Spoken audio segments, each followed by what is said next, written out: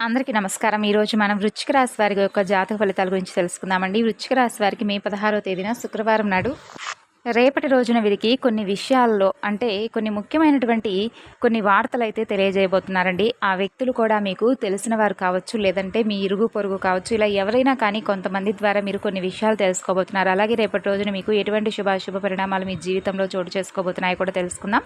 వృశ్చిక రాశి వారు ఎవరైతే కొత్తగా ఇప్పుడే మన ఛానల్ను చూస్తున్నారో ఛానల్ను సబ్స్క్రైబ్ చేసుకొని వీడియో మీకు నచ్చితే లైక్ చేసి సపోర్ట్ చేయడం మాత్రం మర్చిపోకండి.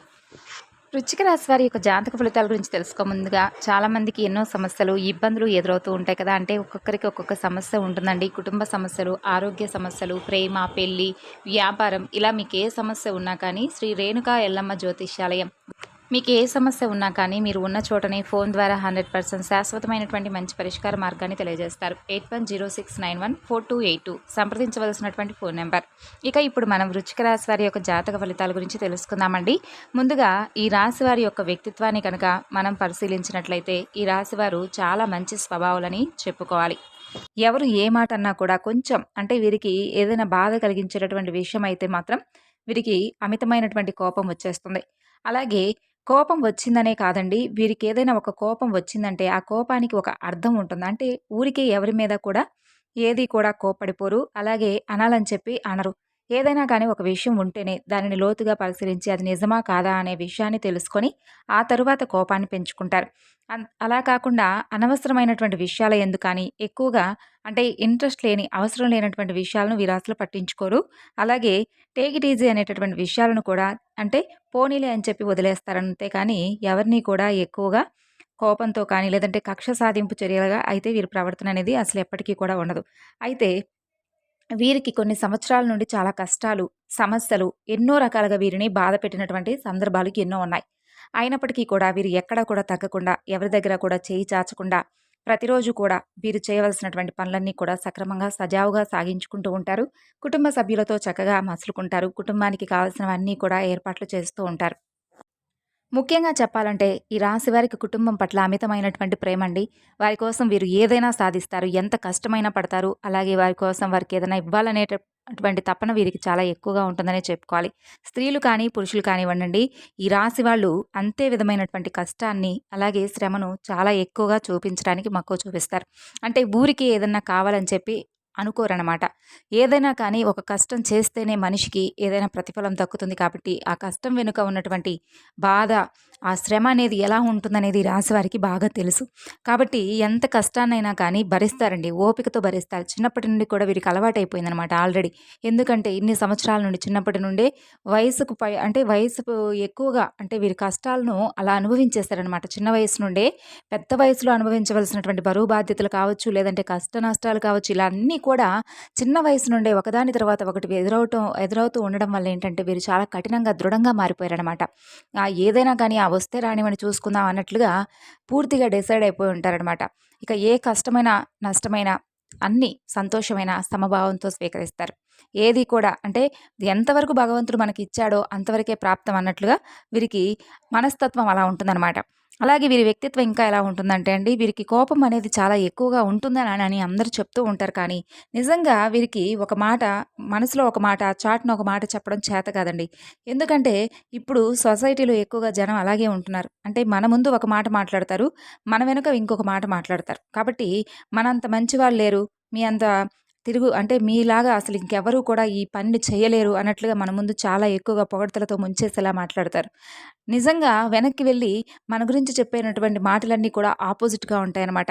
అలా చెప్తారు. కాబట్టి వీళ్ళ మొహాలు వీళ్ళకేమొచ్చు బొక్కలే అని చెప్పి అన్నట్లుగా మాట్లాడతారు. అలా మాట్లాడతారు కొంతమంది. అయితే ఈ రాశి వ్యక్తులు అలా కాదండి. ఏదైనా కానీ స్ట్రెయిట్ ఫార్వర్డ్‌గా మాట్లాడేస్తారు. అంటే ఉన్నది ఉన్నట్లుగా కుండబద్దలయ్యే విధంగా మాట్లాడుతూ ఉంటారు. అది వెనకైనా, ముందైనా ఎక్కడైనా సరే ఒకే మాట మీద ఉంటారు. అలాగే కోపం వస్తే కోపాన్ని అప్పటికప్పుడే మొఖం మీద వచ్చేసేలా చెప్తారనమాట. అంటే కడుపులో దాచిపెట్టుకోరు ఆ కోపాన్ని. వెంటనే బయటకు వెళ్ళగక్కేలాగా వీరి యొక్క ప్రవర్తన అలా ఉంటుంది. కాబట్టి కోపానికి తగిన విధంగా వీరి ప్రవర్తన తీరు కూడా ఎదుటి వ్యక్తులకు నచ్చకపోవచ్చేమో కానీ వీరి మనసులో మాత్రం ఏది ఉండదు. అయితే నటించడం అనేది చేతవు కాదని చెప్పుకోవచ్చు. అయితే ఈ రాశి వారికి రేపటి రోజున పూర్తిగా అనుకూలమైనటువంటి రోజుగా చెప్పుకోవచ్చండి. కొన్ని విషయాలలో ప్రతికూలతలు కనిపించినప్పటికీ కూడా కొంత అంటే భగవంతుని యొక్క ఆరాధన చేసుకోవడం వల్ల ఆ ప్రతికూలమైనటువంటి సమయాన్ని బయటపడవచ్చని చెప్పుకోవచ్చు. ఇక అలాగే చాలా డీసెంట్‌గా రేపటి రోజున వీరి పనుల్లో వీరు చాలా అంటే చాలా బిజీగా గడుపుతారు. అలాగే వీరికి సంబంధించినటువంటి విషయాలన్నిట్లో కూడా రేపటి రోజున వీరు ముందంజలో ఉంటారు.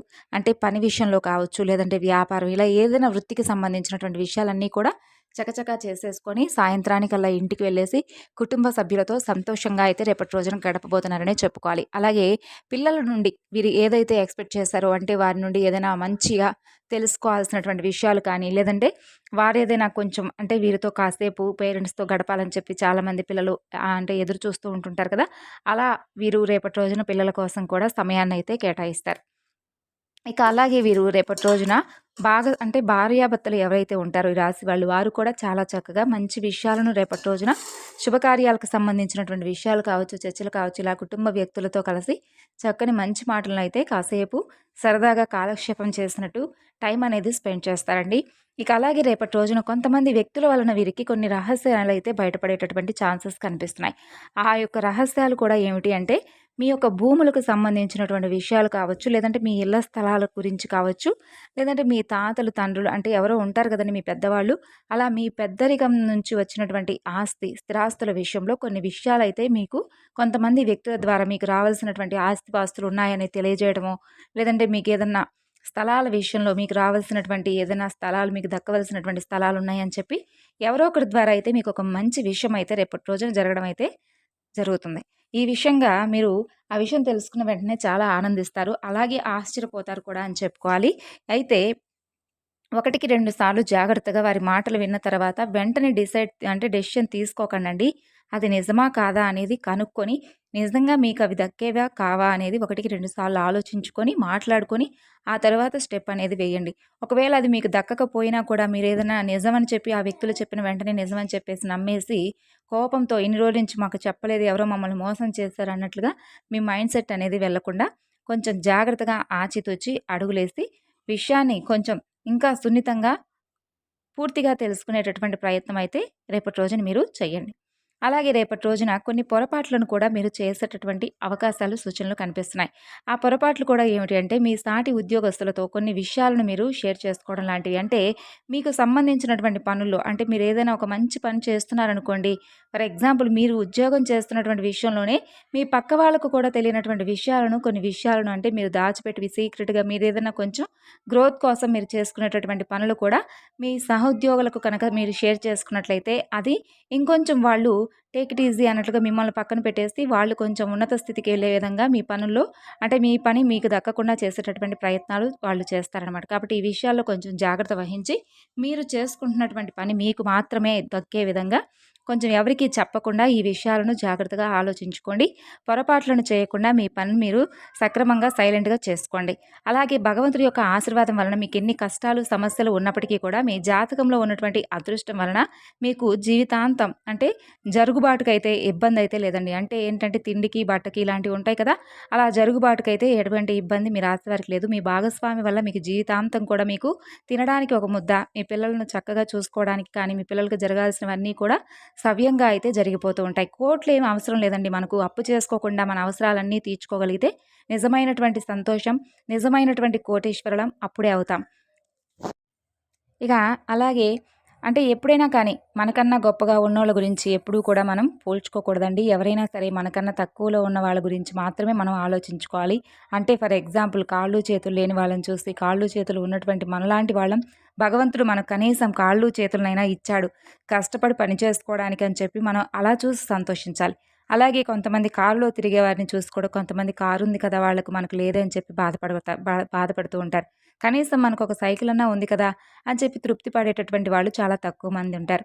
ఒకవేళ లేదు అంటే దానికి చేతనైనంత కష్టం అనేది తప్పకుండా మనం పడాలి, సాధించుకోగలగాలి. అంతేకాని ఎప్పుడూ కూడా అంటే వాళ్ళకి ఇవి ఉన్నాయి, వీళ్ళకి ఇవి ఉన్నాయి అనేటటువంటి భావంతో ఎప్పుడూ కూడా ఉండదు. నిజమైనటువంటి సంపద ఏమిటంటే తృప్తిగా ఉండడం, తృప్తిగా నిద్రపోవడం, తృప్తిగా తినడం, మనశ్శాంతిగా ఉండడం. నిజమైనటువంటి ఆస్తులు ఇవే కాబట్టి ఈ ఆస్తులు ఉన్నవాళ్ళు నిజమైనటువంటి కోటీశ్వరులు. రేపటి రోజున మీకు అనుకూలంగా ఉండడానికి మహాలక్ష్మీదేవి యొక్క ఆరాధన చేసుకోండి. తిరిగి రేపటి వీడియోలో కలుసుకుందాం. అంతవరకు నమస్కారం.